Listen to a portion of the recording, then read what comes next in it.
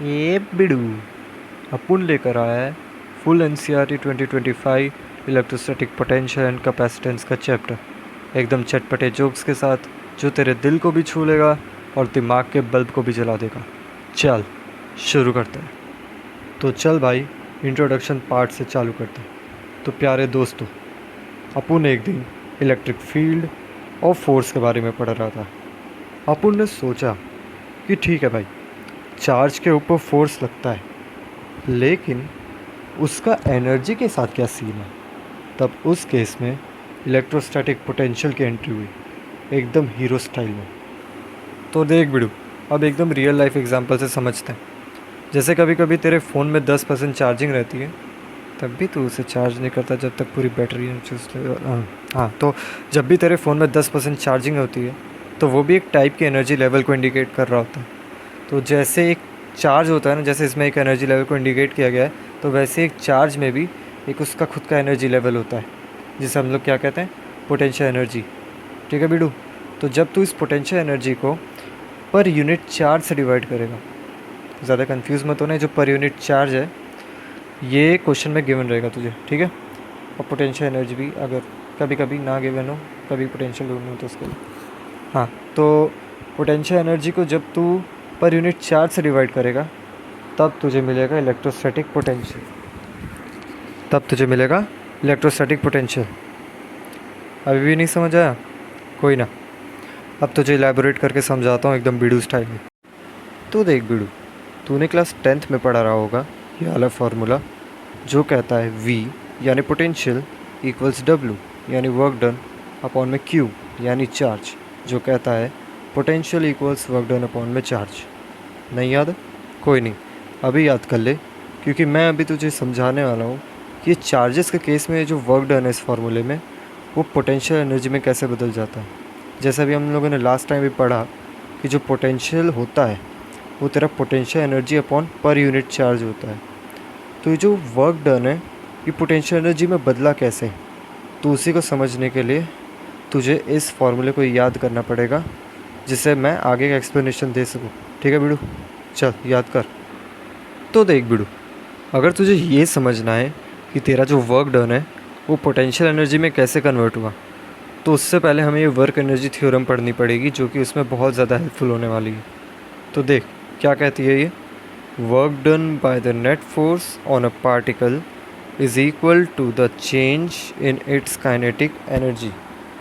क्या मतलब, मान ले तेरा एक ये पार्टिकल है जिस पे टोटल फोर्स लग रही है एक ए फोर्स एक बी फोर्स, ठीक है, और इस फोर्स की वजह से ये इस पॉइंट से इस पॉइंट तक पहुंच रहा है, ठीक है। तो यानी इसमें डिस्प्लेसमेंट हुई है, फोर्स है तो इसमें वेलोसिटी रही होगी, इसलिए ये इस पॉइंट से इस पॉइंट पहुंचा है। तो अगर इसमें एक वेलोसिटी रही है और इसमें एक मास भी है, तो इसकी खुद की काइनेटिक एनर्जी रही होगी। इसे हम लोग आई मान लेते हैं इनिशियल पॉइंट, ये फाइनल पॉइंट। तो अब इस थ्योरम को अगर हम लोग एक एक्सप्रेशन के थ्रू समझे और आसानी के लिए, तो ये कहता है कि work done by F A plus F B, यानी तेरा work done by net force F A plus F B बराबर होगा तेरे के एफ माइनस के आई, यानी तेरा जो फाइनल पॉइंट पे काइनेटिक एनर्जी थी उसको माइनस कर दे इनिशियल पॉइंट में जो काइनेटिक एनर्जी थी उससे, यानी डेल्टा के। तो सीधा सीधा मतलब यही है, तुझे जो तेरा वर्क डन होगा नेट फोर्स के थ्रू वो तेरा डेल्टा के बराबर आएगा, यानी change in kinetic energy. Okay. तो देख बिडू, मान ले तेरे पास एक पॉइंट चार्ज है जो कि कैपिटल क्यू से जिसे डिनोट किया जा रहा है, उसकी पोलैरिटी पॉजिटिव है। पोलैरिटी मतलब हम लोग किसी भी चार्ज को कहते हैं ना, ये पॉजिटिव चार्ज है, नेगेटिव चार्ज है, तो जो पॉजिटिव नेगेटिव जो हम लोग बोलते हैं इसे ही पोलैरिटी बोलते हैं, ठीक है बिडू। तो इस क्यू की पोलैरिटी क्या है, कैपिटल क्यू की पॉजिटिव। ओके, तो ये पॉजिटिव चार्ज है, ये एक जगह है, लेकिन हम लोग ये जो स्मॉल क्यू है इसका भी पॉजिटिव चार्ज है, सेम पोलैरिटी, तो हम लोग इसे ले जा रहे हैं इस कैपिटल क्यू की तरफ। ओके, लेकिन दोनों की पोलैरिटी सेम है, यानी दोनों ही पॉजिटिव हैं, यानी लाइक चार्जेस। और लाइक चार्जेस क्या करते हैं, रिपेल। तो अभी इसकी तरफ पहुंच नहीं पाएगा अपने दम पे। तो अब हम लोग इसमें एक्सटर्नल वर्क डन को लाते हैं। ओके, ये एक्सटर्नल वर्क डन के वो अंडर एस्टिमेट मत करना भाई, बड़ा ख़तरनाक बंदा है। क्यों? क्योंकि ये जो एक्सटर्नल वर्क डन है इतना धीमे धीमे जाता है कि इसमें कोई एक्सेलरेशन ही नहीं बनती। एक्सेलरेशन नहीं बनती का क्या मतलब हुआ बीड़ू? वेलोसिटी सेम रहेगी बीड़ू, वेलोसिटी सेम रहेगी। उसका क्या मतलब? तेरा डेल्टा के ज़ीरो होगा। डेल्टा के यानी काइनेटिक एनर्जी। वो कैसे बीड़ू? याद कर काइनेटिक एनर्जी का formula half M V square. मान ले तेरा इनिशियल पॉइंट है जो कि है ही, इसका वेलोसिटी क्या रहेगा? v। ठीक है, और हम लोगों ने ये भी माना है ना कि मतलब माना क्या है ही, इसमें एक्सेलरेशन नहीं है तो वेलोसिटी सेम है। यहाँ पे v है, यहाँ चलते चलते v v v v v v v v v v यहाँ पे भी v है, सेम v। ठीक है, इनिशियल पॉइंट पे half M V square, final point पे हाफ एम वी स्क्वायर। दोनों में हाफ एम वी स्क्वायर क्यों? क्योंकि दोनों में सेम v है, इसमें भी v है उसमें भी v है, v। तो तेरा डेल्टा के क्या होता है? के F minus K I, half M V square minus half M V square which will be zero. Okay, which will be zero. So तेरा काइनेटिक एनर्जी का अब तुझे समझ आ गया ना कि ज़ीरो है। तो अब बीड़ू तू याद कर तेरा वर्क एनर्जी थ्योरम जो अभी हम लोग पढ़े थे। वो क्या कहता है कि जो तेरा टोटल वर्क डन होगा, मतलब जो तेरा वर्क डन होगा नेट फोर्स के थ्रू, वो तेरा डेल्टा के बराबर होगा। अबे लेकिन इसमें तो डेल्टा के है ही नहीं। अब बेचारा वर्क डन जो है वो क्या करेगा? तो चल बीड़ू अब इसको एकदम अपने बीड़ू स्टाइल में समझते हैं, एकदम रिलेटेबल सिनेरियो के साथ। ओके, तो बीड़ू अब तू मान ले कि काइनेटिक एनर्जी तू है, ओके, और वर्क डन एक्सटर्नल तेरी जी एफ है। ये जो केस अभी बताया था ऊपर इससे पहले, उस केस के रिलेटेड मैं बोल रहा हूँ। जो तो काइनेटिक एनर्जी है वो तू है, और जो वर्क डन एक्सटर्नल है वो तेरी जी एफ है। ओके, और मैंने क्या बोला था शुरू में? डेल्टा के इक्वल्स टू ज़ीरो। यानी मान ले तेरा यानी काइनेटिक एनर्जी और तेरी गर्लफ्रेंड यानी वर्क डन एक्सटर्नल का ब्रेकअप हो गया, तो दोनों अलग अलग हो गए, तो के ही ज़ीरो हो गया, उसके लाइफ से ज़ीरो हो गया। तो अब वर्क डन एक्सटर्नल बेचारी अकेली पड़ गई, तब किसके पास जाए? लेकिन तेरी जीएफ जो थी बड़ी चालाक थी, वो किसके पास जाएगी? अब पोटेंशियल एनर्जी के पास। पोटेंशियल एनर्जी मतलब बेस्टी, और बेस्टी का मतलब बैकअप। तो तेरी गर्लफ्रेंड अब यानी तेरी गर्लफ्रेंड जो थी एक्स वर्क डन एक्सटर्नल, वो तेरी पोटेंशियल एनर्जी के पास जाएगी यानी बेस्टी। तो इसका क्या मतलब निकला? इसका ये मतलब निकला कि जो तेरा वर्क एनर्जी थ्योरम है उसमें तू काइनेटिक एनर्जी के बजाय पोटेंशियल एनर्जी को घुसेड़ दे, यानी बेस्टी तू उसकी लाइफ से निकल चुका है ना, तो अब पोटेंशियल एनर्जी को डालना पड़ेगा। इसका क्या मतलब निकला? The work done by net force is equal to the change in potential energy. यू लिखा है, वैसे तो डेल्टा यू का यू लिखा है, गलती से डेल्टा यू कर देना। तो इसका ये मतलब निकला कि तेरा डब्लू ऑलमोस्ट मान ले यू ही है, डब्लू तेरा यू बन गया। और तू याद कर मैंने तुझे सबसे पहले पोटेंशियल के केस में क्या फार्मूला दिया था? Potential equals work done upon में चार्ज। और उसके बाद ये भी बोला था कि जो तेरा पोटेंशियल होता है वो तेरा पोटेंशियल एनर्जी अपॉन में चार्ज होता है। तो ये कहाँ से आया? ये यहाँ से आया। तू रिप्लेस हो गया भाई बेस्टी से, वही हुआ है और कुछ नहीं। समझा बिड़ू? अब चल आगे कॉन्सेप्ट में बढ़ते हैं भाई। तो देख बिड़ू, अब मैं तुझे पोटेंशियल का सेकंड फार्मूला समझाने वाला हूँ, बताने वाला हूँ, जो कि है V इक्वल्स के क्यू बाई आर। ठीक है बिड़ू, तेरा V है पोटेंशियल जो तू जानता है, K है तेरा इलेक्ट्रोस्टैटिक फोर्स कांस्टेंट जो तूने चैप्टर 1 में पढ़ा होगा, इलेक्ट्रिक चार्जेस एंड फील्ड, और तेरा Q जो है वो तेरा पॉइंट चार्ज है, और तेरा जो R है वो है तेरा पॉइंट चार्ज और एक्सटर्नल चार्ज के बीच की डिस्टेंस। टेंशन ना ले, अभी मैं तुझे विजुअलाइज करके भी समझाऊंगा। ओके, तो जो तेरा K है वो तेरा 9 × 10⁹ न्यूटन मीटर स्क्वायर पर कूलम स्क्वायर के बराबर होता है। ये जो तेरा K है ये तेरा इसके बराबर होता है। ओके ठीक है बिडू, और जो ये तेरा K है इसको तू इस तरह से भी एक्सप्रेस कर सकता है, 1/4πε0। ठीक है। और ये 1/4 पाई एप्सिलॉन नॉट अगर के बराबर है और के इसके बराबर है तो ये और ये दोनों इक्वल हो जाएंगे। इससे तो एप्सिलॉन नॉट की वैल्यू ढूंढ सकता है। और तेरा एप्सिलॉन नॉट क्या होता है? वो होता है तेरा परमिटिविटी इन फ्री स्पेस। और इसकी वैल्यू इसको सॉल्व करने के बाद इसकी वैल्यू आती है तेरी 8.54 into 10⁻⁻12 newton inverse newton to the power -1 metre to the power -2 and coulomb square. ये जो तेरा यूनिट है इसका, ये तेरे के यूनिट के उल्टा है। ठीक है, इससे तू ये याद रख लेना कि तेरा जो एप्सिलॉन नॉट है क्यों उल्टा है ये भी तो देख ले, लॉजिकल सा है। के तेरा इधर है, एप्सिलॉन नॉट डिनोमिनेटर में है, के उस साइड के न्यूमरेटर में है, तो ऑब्वियस सी बात है इसका जो है यूनिट वो इसका उल्टा होगा। तो यही है, ये जो के का यूनिट है ये एप्सिलॉन नॉट का उल्टा है। ठीक है बिडू, तो चल अब तुझे इसका विजुअलाइजेशन देते हैं। चल तो अब बिडू चल विजुअलाइजेशन वाले पार्ट में, जिसमें हमें एक प्लस क्यू चार्ज मिलता है, पॉइंट चार्ज, और एक प्लस स्मॉल क्यू वाला चार्ज मिलता है जो कि है एक्सटर्नल चार्ज। ओके ठीक है बिडू, तो इन दोनों के बीच में आर डिस्टेंस है। ठीक है, तो अब हमें ये फाइंड करना है कि ये जो स्मॉल क्यू है इसके ऊपर कितना पोटेंशियल है। तो देख बिडू, अपने पास जो फार्मूला था वो था क्या, V = KQ/R। ठीक है, और अगर मुझे इसका पोटेंशियल ढूंढना है और मेरे पास ये R डिस्टेंस गिवन है और मेरे पास ये दूसरा चार्ज है पॉइंट चार्ज कैपिटल Q, तो ऑब्वियस सी बात है, ऑब्वियस सी क्या मतलब सिंपल सी बात है कि इसमें जो पोटेंशियल होगा वो होगा हमारा KQ/R के बराबर, यानी potential of a point charge at R distance is equals to V = KQ/R। R हमारा डिस्टेंस पहले से ही है और ये जो कैपिटल Q है वो ये है। तो इसके इन्फ्लुएंस से इस पॉइंट तक में कितना पोटेंशियल जा रहा है उसके बारे में बताया गया।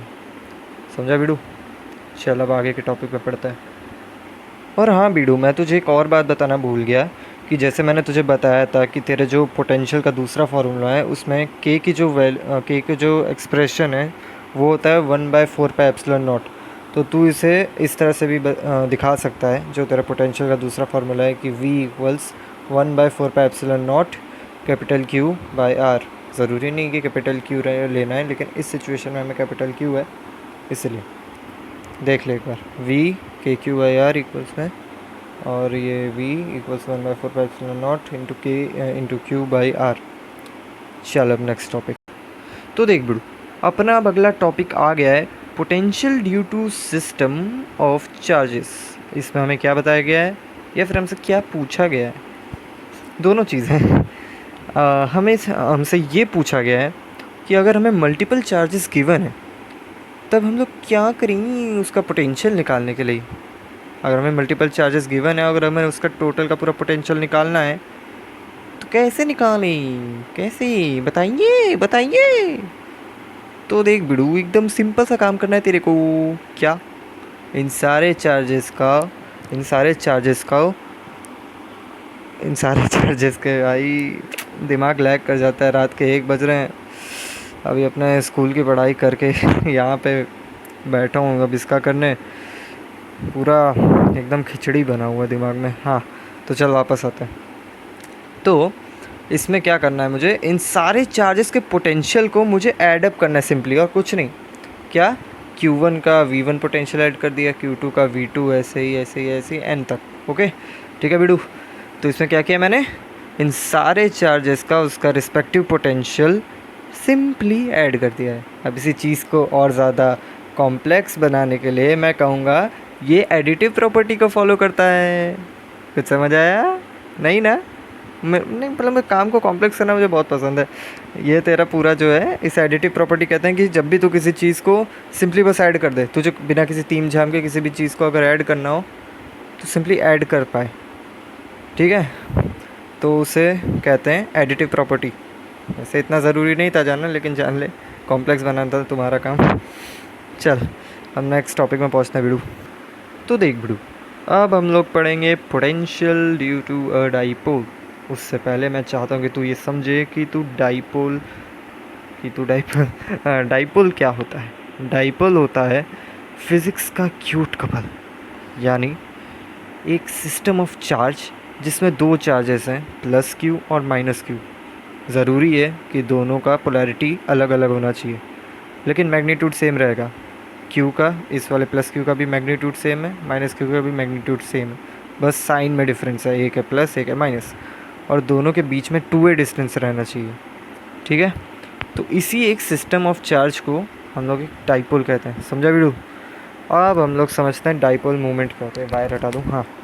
तो अब अपना डाइपोल मोमेंट जो होता है वो इस फिज़िक्स के क्यूट कपल का पावर मीटर होता है। बताता है कि इन दोनों के बीच में कितनी ताकत है, इन दोनों के बीच में कितना प्रेम है, ट्रस्ट है। हाँ, समझ रहा है ना? तो हम लोग ये जो डाइपोल मोमेंट है ना बिडू, इसको हम लोग पी वेक्टर से रिप्रेजेंट करते हैं, डिनोट करते हैं। ये एक वेक्टर क्वांटिटी है अपना डाइपोल मोमेंट, ये एक वेक्टर क्वांटिटी है। और इसका जो फॉर्मूला बनता है डाइपोल मोमेंट का वो होता है P vector equals Q into 2a। Q जो है वो माइनस क्यू भी हो सकता है, प्लस क्यू भी हो सकता है। ऑब्वियसली बात है, तुम सबको पता है चार्ज माइनस में भी रहता है, पॉजिटिव में भी। तो जो तेरा पी वेक्टर है वो तेरा क्यू इंटू 2a होता है। 2a होता है तेरा ये तेरे डाइपोल के बीच का, मतलब डाइपोल में जो दो चार्जेस उनके बीच का डिस्टेंस। ठीक है बिडू, ये हो गया तेरा फॉर्मूला। और जो तेरा डाइपोल मोमेंट का यूनिट होता है ना वो होता है कूलम मीटर। अब मैं तुझे थोड़ी सी इंटरेस्टिंग बात बताता हूँ, वैसे तो तू समझ ही लेगा, लेकिन फिर भी बताने की चूल मच रही कि जितना दूर तेरे डाइपोल के चार्जेस होंगे उतना प्यार बढ़ेगा उन दोनों में। आए हाय हाय, ऐसा कैसे भाई? तेरा डाइपोल मोमेंट तेरे डिस्टेंस के डायरेक्टली प्रोपोर्शनल है। तो जितनी ज़्यादा दूरी बढ़ेगी उतना ज़्यादा डाइपोल मोमेंट यानी पावर मीटर यानी लव बढ़ेगा ना दोनों के बीच। वैसे तो रियल लाइफ में कोई सेंस नहीं बनाता ये चीज़, जितना दूर हो उतना प्यार शायद कम हो, पता नहीं। लेकिन मेरे हिसाब से शायद ये ना सेंस बनाए, लेकिन यार हमें टॉपिक को समझना है, ये सबसे तो दूर रहना है। वैसे भी अपने किस्मत में नहीं ये सब था ना। तो समझ ही गए होगे तुम लोग। हाँ, जितना दूर उतना प्यार। चल अब थोड़ा और आगे बढ़ते हैं। तो चल बिड़ू, अब हम लोग अपने असली टॉपिक पे चलते हैं, जो कि है potential due to a dipole, जिसके लिए इतने पापड़ बेल रहे थे। वीआईपी सीट का वोल्टेज।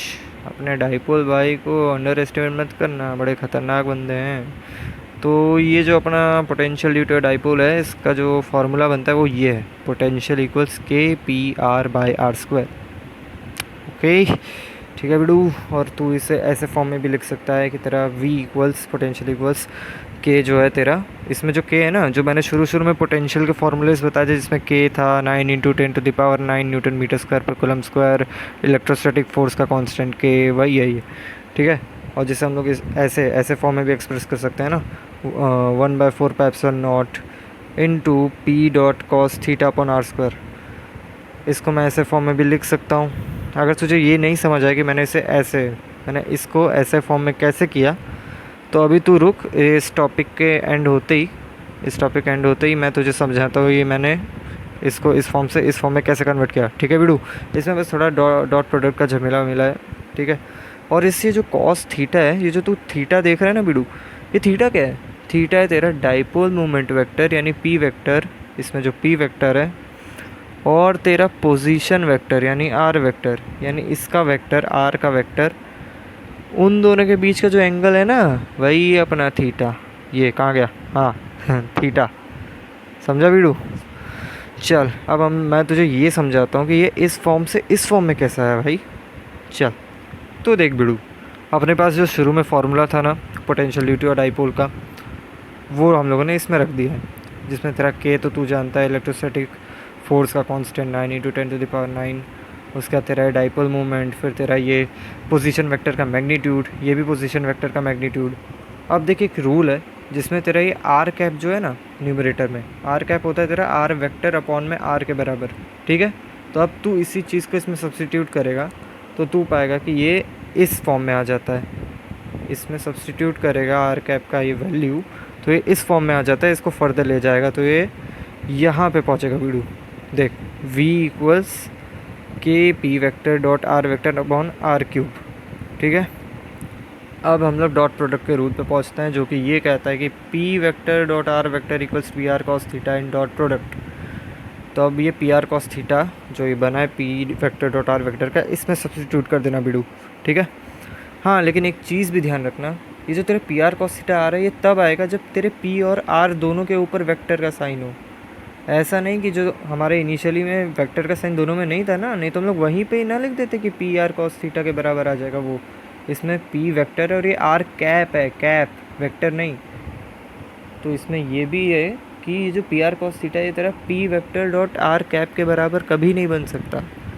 ठीक है, तुझे इस आर कैप को वेक्टर में बदलना ही पड़ेगा अगर तू चाहता है कि P vector dot r vector तेरा पी आर कॉस थीटा के बराबर है। अगर तुझे पी आर कॉस थीटा लाना है, दोनों को वेक्टर मिला तो ही आ पाएगा। ठीक है, तो तेरा पी आर कॉस थीटा आ गया P vector dot r vector, इसमें अब सब्स्टिट्यूट कर P R cos theta. Substitute किया, ये आया तेरा न्यूमरेटर का जो आर है पी आर कॉस थीटा का, और डिनोमिनेटर का जो आर क्यूब है, आर से आर कैंसिल, और फिर तेरा फाइनल आंसर आ गया बिडू। खुश हो जा, पार्टी बना ले। हाँ मिठाई बांट, मुझे भी बांटना। तो ये आर जो है इस आर क्यूब से कट जाएगा, यहाँ तेरा आर स्क्वायर आ गया, इधर से तेरा पी कॉस थीटा आ गया, और तेरा जो तू के है, के जो है उसका तो तू जानता ही एक्सप्रेशन 1/4 पे एप्सिलॉन नॉट। तो तेरा फाइनल फार्मूला आ गया बिडू। चल अब आगे के टॉपिक में बढ़ते हैं। तो देख बिडू, अब अपन लोग पढ़ेंगे इक्विपोटेंशियल सरफेस। ये क्या कहता है?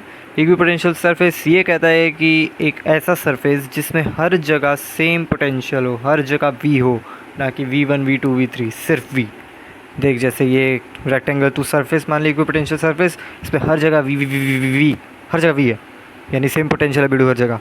अब एक फैक्ट सुन, फैक्ट ये है कि जो तेरा इलेक्ट्रिक फील्ड होता है ना बिडू, वो हमेशा तेरे इक्विपोटेंशियल सरफेस के परपेंडिकुलर होता है। जैसे तेरी मम्मी का झाड़ू हमेशा तेरे चिल करने के प्लान पे परपेंडिकुलर होता है। तो अब एक और फैक्ट सुन। फैक्ट क्या? अब एक और इन्फॉर्मेशन सुन इस टॉपिक से रिलेटेड। इक्विपोटेंशियल सरफेस में कोई भी वर्क डन नहीं होता अगर तू एक चार्ज को किसी एक पॉइंट से दूसरे पॉइंट ले जाता है। क्यों? जैसे अगर तुझे याद है ना वीडियो, हम लोग शुरू में एक 10th का फॉर्मूला देखे थे, potential equals work done upon में चार्ज। ठीक है, अब तू इस v को डेल्टा v कर दे, बात तो सेम ही रहेगा तो पोटेंशियल ही ना। डेल्टा डालने से थोड़ी ना पोटेंशियल एनर्जी बन जाएगा वीडू। तो डेल्टा v हो गया पोटेंशियल। अब ये q जो है तो LHS में ले जाएगा, delta v into Q equals W. और जो ये डेल्टा v है तेरा ज़ीरो आ जाएगा। क्यों? क्योंकि तेरा हर जगह v है, तू इस पॉइंट से इस पॉइंट जा रहा है, तो इन दोनों के पॉइंट का टोटल पोटेंशियल ज़ीरो ही आएगा, मतलब पोटेंशियल डिफरेंस ज़ीरो ही आएगा ना। v final minus v initial, v minus v equal zero. तेरा डेल्टा v ज़ीरो ये हर जगह पे अप्लाई करेगा डेल्टा v ज़ीरो। तो तू यहाँ ज़ीरो डाल देगा ना बिडू, और यहाँ पे q इंटू में है दोनों, और इक्वल्स w आ जाएगा बिडू। तेरा वर्क डन ज़ीरो, इसलिए इसमें कोई वर्क डन नहीं। चल अब आगे वाले टॉपिक में बढ़ता है। तो चल बिडू, अब अपन लोग बढ़ते हैं relation between electric field and potential की तरफ। इसका फार्मूला ये कहता है कि जो तेरा इलेक्ट्रिक फील्ड है वो negative of differentiation of potential upon differentiation of the distance between both the charges के बराबर होता है। बस अब चल अगले टॉपिक। तो चल बिडू, अब हम लोग अपने अगले टॉपिक पे पहुंचते हैं, जो कि electrostatic potential energy of system of charges. क्या मतलब? इसमें हमें एक सिस्टम मिला है दो चार्जेस का, जिसका हमें पोटेंशियल एनर्जी ढूंढना है। ठीक है बिडू, उसका एक सिंपल सा फार्मूला है विच इज़ u, यानी पोटेंशियल, हम लोग पोटेंशियल को u से डिनोट करते हैं बिडू, which will be equal to k q1 q2 by R. तेरा q1 का मैग्नीट्यूड इंटू q2 का मैग्नीट्यूड अपॉन में r, जो कि इन दोनों के बीच का डिस्टेंस है बिडू। ठीक है, और ये k वही सेम k जो तेरे पिछले वाले फार्मूलेज में थे बिडू, जो कि है तेरा वो इलेक्ट्रोस्टैटिक फोर्स कांस्टेंट, जो कि तेरा 1/4 पे एप्सिलॉन नॉट के बराबर भी होता है, 9 × 10⁹ न्यूटन मीटर स्क्वायर पर कूलम स्क्वायर के बराबर होता है। ठीक है बिडू, चल अब आगे के टॉपिक में। माफ़ी चाहता हूँ बिडू लोग, मैंने गलती से इस u को पोटेंशियल बोल दिया था अभी इस electrostatic potential energy of system of charges के टॉपिक पढ़ाते वक्त, तो माफ़ करना। ये u जो है हमारा पोटेंशियल एनर्जी होता है बिडू लोग, तो इसे कंफ्यूज मत होना मेरी गलती से, सॉरी। तो वही बिडू, अब हम लोग बढ़ते हैं कैपेसिटेंस वाले टॉपिक पे। कैपेसिटेंस का फॉर्मूला क्या होता है बिडू? C यानी तेरा capacitance equals Q upon V। Q तेरा चार्ज, V तेरा पोटेंशियल। तेरे कैपेसिटेंस का यूनिट होता है फेराड। क्या? फेराड। अब चल कैपेसिटेंस की डेफिनेशन पढ़ते हैं बिड़ू। The ability of a system to store charge per unit potential. Charge per unit potential, जिस भी सिस्टम की जितनी ज़्यादा एबिलिटी होगी एक पर यूनिट पोटेंशियल में ज़्यादा चार्ज स्टोर करने की, तो उसकी कैपेसिटेंस उतनी ज़्यादा बड़ी होगी। समझा बिड़ू? और एक और पॉइंट सुन, तेरे जो कैपेसिटेंस होते हैं ना बिड़ू, वो तभी एनर्जी रिलीज़ करते हैं जब उन्हें ज़रूरत पड़ती है, सिमिलर टू बैटरी। ठीक है, चल अब इस चीज़ को एक जोक से समझते हैं। सोच, एक दोस्त के ब्रेकअप के बाद वो जिम ज्वाइन करता है दिन रात एनर्जी स्टोर करता है बाइसेप्स में, पर रिलीज़ तब करेगा जब एक्स का नया बॉयफ्रेंड सामने आएगा। कैपेसिटर भी ऐसा ही होता है बिड़ू, वोल्टेज लगाओ तो चुपचाप एनर्जी स्टोर करता है, पर जब टाइम आता है ना, एकदम धमाका डिस्चार्ज। डिस्चार्ज बोलना था, गलती से चार्ज बोलने वाला था, इसलिए थोड़ा सा डिस्चार्ज बोलते वक्त दिक्कत हो गई। एकदम धमाका डिस्चार्ज देता अपना कैपेसिटर। मानता हूँ इतना फ़नी नहीं रहा होगा, लेकिन फिर भी प्लीज़ दया कर दो मेरे ऊपर, हंस लो तो देख बिड़ू, अब अपन लोग बढ़ेंगे कैपेसिटेंस ऑफ आइसोलेटेड स्फीयर की तरफ। समझा? इसका फॉर्मूला अपना बनता है बिड़ू, capacitance equals 4πε0 into capital R. अपना कैपिटल आर है radius of sphere in metres. अपना एप्सिलॉन नॉट तो तुझे पता ही है, परमिटिविटी ऑफ फ्री स्पेस, तो जो होता है 8.854 into 10⁻⁻12 newton inverse metre minus की पावर, मतलब मीटर की power -2 coulomb square. 4π equals capacitance in isolated sphere, यानी जितना बड़ा गोला उतनी ज़्यादा कैपेसिटी, जितना ज़्यादा रेडियस उतनी ज़्यादा कैपेसिटेंस, जितना ज़्यादा रेडियस उतनी ज़्यादा पर यूनिट पोटेंशियल में चार्ज स्टोर करने की एबिलिटी। थोड़ा सा टाइम लगेगा सोचने में, लेकिन ठीक है भाई, समझ लेना।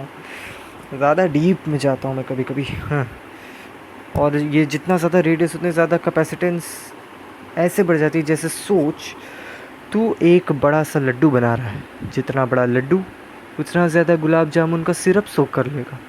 आइसोलेटेड स्फीयर भी वैसा ही होता है बिड़ू, जितना बड़ा रेडियस उतना ज़्यादा चार्ज सोख कर लेगा, और जब डिस्चार्ज करेगा ना, पूरे मोहल्ला में स्वीट शॉक मिलेगा। छी भाई, कितने लेम जोक मारता है। तो देख बिड़ू, अब अपन लोग बढ़ेंगे कॉम्बिनेशन ऑफ कैपेसिटर्स की तरफ।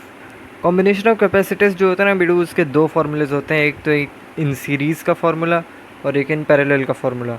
मान ले तेरे पास एक से ज़्यादा कैपेसिटर्स दिए गए हैं, तो तू उसका कैपेसिटर्स की जो कैपेसिटेंस है उसका टोटल कैसे ढूंढेगा बिड़ू? तो सीरीज़ वाले केस में तुझे सीरीज़ और पैरेलल बताने की ज़रूरत है नहीं बिड़ू, ये तो और कोई जानता है। तो सीरीज़ के लिए तेरा कॉम्बिनेशन ऑफ कैपेसिटर्स का कैपेसिटेंस का फार्मूला ये होगा कि 1/c total equals 1/c1 + 1/c2 + 1/c3, ऐसे करते जा एंड तक जा, जितने भी कैपेसिटर्स गिवन है उन सब के कैपेसिटेंस। तो ऐसे तेरा सीरीज़ में आ गया बिड़ू। अब पैरेलल में तेरा एकदम सिंपली है, टोटल तेरा c1 + c2 + c3 + c4, ऐसे ही रहेगा बिड़ू। सिंपली तुझे पैरेलल में काफ़ी आसान है, सीरीज़ में थोड़ा सा अलग है, थोड़ा सा डिफरेंट। और अब बिड़ू हम लोग एक फैक्ट सुनते हैं कि जो करंट फ्लो होता है तेरे सीरीज़ वाले कैपेसिटर्स में, वो स्लोअर होता है as compare to current flow in parallel. ऐसा क्यों? चल इसे एक जोक से समझते हैं। वैसे तो सारे लेम ही रहते हैं, लेकिन समझ लो भाई, समझने के लिए सोच बिड़ू, एक शादी में बफे लगा है, एक लाइन में सब लोग प्लेट्स लेके खड़े हैं। अगर लोग सीरीज़ में खड़े हैं, जैसे लोग खड़े ही रहते हैं, तो सबको खाना मिलने में टाइम लगता है, और एक बंदे का पेशेंस डिसाइड करता है पूरे लाइन की स्पीड। ठीक है बिड़ू? पर अगर एक बंदे के पास ज़्यादा दिमाग है और उसने सबको कहा सब लोग पैरेलल में खड़े रहो, जिसको जिस स्टॉल में जाना है उसी स्टॉल में जाओ, तो हर स्टॉल पे अलग अलग लाइन रहेगी, सबको तेज़ी से खाना मिलेगा और सब अपना प्लेट फुल भर के निकलेंगे। वैसे ही कैपेसिटर्स भी होते हैं बिड़ू। सीरीज़ वाला स्लो फ्रेंड की तरह बिहेव करते हैं और पैरेलल वाले एकदम बफे मोड में। ठीक है बिड़ू? चल अब आगे वाले टॉपिक में बढ़ते हैं। तो बिड़ू, अब अपन लोग बढ़ते हैं एनर्जी स्टोर्ड इन कैपेसिटर के फॉर्मूले की तरफ, जो कि होता है U = ½ CV²। Energy equals half capacitance into potential का स्क्वायर। ठीक है बिडू। और ये जो एनर्जी है ना एकदम पावरफुल होती है, जैसे तेरे दिल में सपनों का बिजली बैंक। तो देख बिडू, अब अपन लोग एक और इंटरेस्टिंग टॉपिक की तरफ आते हैं जिसका नाम है डाई इलेक्ट्रिक। डाई इलेक्ट्रिक का मतलब, देख भाई, जो तेरा कैपेसिटर होता है ना उसमें इन जनरल जो दो प्लेट्स रहती हैं उसके अंदर उन दोनों के बीच में एक छोटी सी स्पेस रहती है। और जब तू इस छोटी सी स्पेस के बीच, एक सेकंड मेरे भाई वायर अटक गया। हाँ, तो जब तू इन दो स्पेस के बीच एक इंसुलेटर को डालता है ना, तो उस इंसुलेटर को हम लोग कहते हैं डाई इलेक्ट्रिक। और जो इंसुलेटर है ना, इससे चेंज आ जाता है तेरे कैपेसिटेंस में, कैपेसिटर के कैपेसिटेंस में एक सिग्निफिकेंट चेंज आ जाता। हाँ, दिमाग लैग कर रहा है। हाँ, रीटेक। हाँ, तो जब तू इस दो प्लेट्स के बीच में इस इंसुलेटर को डालता है ना बीडू, तो इससे तेरे कैपेसिटर की कैपेसिटेंस में सिग्निफिकेंट चेंज आता है। वो कैसे, देख, ये है पहला केस जिसमें तेरा कोई डाइलेक्ट्रिक नहीं है, यानी कोई इंसुलेटर नहीं है इन दोनों के बीच में। ठीक है, तो इसका कैपेसिटेंस आता है Q/V, जो हम लोगों ने पहले पढ़ा था बिडू। ओके बिडू, लेकिन अब हम लोग डालते हैं इसमें बीच में इंसुलेटर, जो कि बन जाता है तेरा डाइलेक्ट्रिक। तो फिर हमारा जो कैपेसिटेंस का फॉर्मूला आता है वो होता है C=KQ/V। ये के के फैक्टर में, के के फैक्टर पे ज़्यादा बढ़ चुका है। समझा नहीं? मैं समझाता हूँ। जो ये जो के है, ये होता है तेरा वो वाला के नहीं जो हम लोग पहले पढ़े थे, इलेक्ट्रोस्टैटिक फोर्स कांस्टेंट है, वो वाला नहीं है। इसका अब नाम है डाई इलेक्ट्रिक कांस्टेंट, ये दूसरा है। और इसका कोई एक सेम वैल्यू नहीं रहता है, ये मटेरियल के बेसिस पे चेंज होता रहता है अपना के। ठीक है बिडू, जैसे तेरा जो डाई इलेक्ट्रिक कांस्टेंट है वो एयर में अप्रॉक्सीमेटली 1 रहता है, ग्लास में 4 से 10 के बीच में रहता है, और जो वाटर है उसमें अक्सर अप्रॉक्सीमेटली 80 रहता है। ओके बिडू, तो यही था अपना डाई इलेक्ट्रिक। और अगर तुझे अभी भी थोड़ा सा डाउट है तो चल इसे थोड़ा सा इंटरेस्टिंग वे में समझते हैं। सोच, एक दोस्त अपनी क्रश के साथ फ़ोटो खिंचवाने जाता है, पर बीच में एक क्यूट सा पपी आ जाता है। पपी दोनों के बीच डिस्टेंस कम कर देता है, वाइब्स बढ़ा देता है और कनेक्शन और स्ट्रांग हो जाता है। कैपेसिटर में डाई इलेक्ट्रिक भी ऐसा ही होता है बिडू। प्लेट्स के बीच आके इलेक्ट्रिक फील्ड को कंट्रोल करता है, लीकेज कम करता है और कैपेसिटेंस का प्यार बढ़ाता है। प्यार बढ़ाता है यानी कैपेसिटेंस की वैल्यू बढ़ाता है। के मल्टीप्लाई हो जाता है ना, तो कैपेसिटेंस की वैल्यू और बढ़ जाती है बिडू। समझा बिडू? चल अब अपने अगले टॉपिक पे पहुंचते हैं बिडू। तो मुबारक बिडू, अब हम लोग आ गए हैं, सॉरी माइक नीचे रह गया, हम लोग आ गए हैं अपने लास्ट टॉपिक पे, वेन डी ग्राफ जनरेटर। ये एक बड़ा मशीन होता है भाई जो हाई पोटेंशियल जनरेट करता है। इसका कॉन्सेप्ट है, चार्ज एक मेटालिक स्फीयर पे एक्यूमुलेट होता है यूजिंग मूविंग बेल्ट सिस्टम। बहुत सारे एक्सपेरिमेंट्स में यूज़ होता है बिडू। और ये वेन डी ग्राफ जनरेटर ना एकदम स्कूल का गॉसिप की ज़बान फिसल जाती है, गॉसिप किंग जैसा है। छोटी सी बात बेल्ट पे चढ़ाता है, ऊपर ले जाके इतना बड़ा चढ़ा के सुनाता है कि जब रिलीज़ करे तो पूरा क्लास शॉक में आ जाए। देख भाई, मैंने ये तो बता दिया, अब मैं इसको थोड़ा सा और डिटेल में बताऊंगा। अगर तेरी इच्छा है तो तू देख सकता है, नहीं तो तू यहीं पे वीडियो को पॉज करके जा सकता है। थोड़ा सा ज़्यादा डिटेल में मैं पढ़ाने वाला हूँ, एक मैकेनिज़्म थोड़ा सा नहीं, मतलब अच्छे से। चल पीड़ू, अरे यार क्या आदत होगी, बार बार माइक पीछे रह जाता है। पीड़ू, तूने कभी सोचा है कि एक मशीन तेरी हेयर स्टाइल ख़राब करके तुझे इलेक्ट्रिसिटी का किंग बना दे? मिलो भाई वेन डी ग्राफ जनरेटर से। ये सिर्फ चार्ज नहीं बनाता, चार्ज का माउंटेन खड़ा कर देता है। इसका बेसिक काम क्या है बिडू?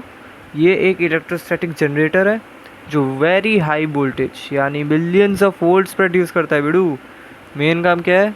चार्ज को एक जगह कलेक्ट करना है यूजिंग अ मूविंग बेल्ट, ताकि तू उससे डिस्चार्ज करे शॉक्स एक्सपेरिमेंट्स के लिए या फिर कोई और पर्पस।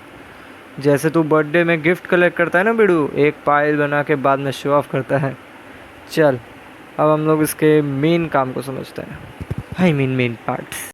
तो चल बिडू, अब अपन लोग इस चीज़ के वेन डी ग्राफ जनरेटर के मेन पार्ट्स के बारे में बात करते हैं। तो पहला क्या आता है? अपना बिग मेटालिक डोम, कलेक्टर स्फीयर जिसे कहा जाता है, जहाँ सारे चार्ज स्टोर होते हैं। और ये तेरा पिगी बैंक है। पैसे की जगह चार्ज स्टोर करता है। और फिर दूसरा पार्ट आता है अपना इंसुलेटिंग कॉलम। भाई हाँ, तो दूसरा पार्ट आता है हमारा इंसुलेटिंग कॉलम बिडू। ये क्या होता है, डोम के नीचे से सपोर्ट देता है और लीकेज रोकता है। जैसे एक फ्रेंड जो तेरा सीक्रेट संभाल के रखता है और किसी को लीक नहीं करता। ठीक है बिडू। अब अपना तीसरा पार्ट आता है मूविंग बेल्ट। ये या तो रबर या फिर सिल्क या फिर नायलॉन का बनता है। ठीक है बिडू। ये चार्ज को नीचे से ऊपर ले जाता है, और जैसे पिज़्ज़ा डिलीवरी बॉय नीचे से डोम तक चार्ज डिलीवर करता है, यानी नीचे से तेरे घर तक यानी ऊपर तक। और फिर चौथा पॉइंट यानी चौथा पार्ट तेरा लोअर कॉम आता है। ये एक शार्प मेटल पॉइंट होता है जो बेल्ट पे चार्ज डिपॉजिट करता है through corona discharge, via corona discharge.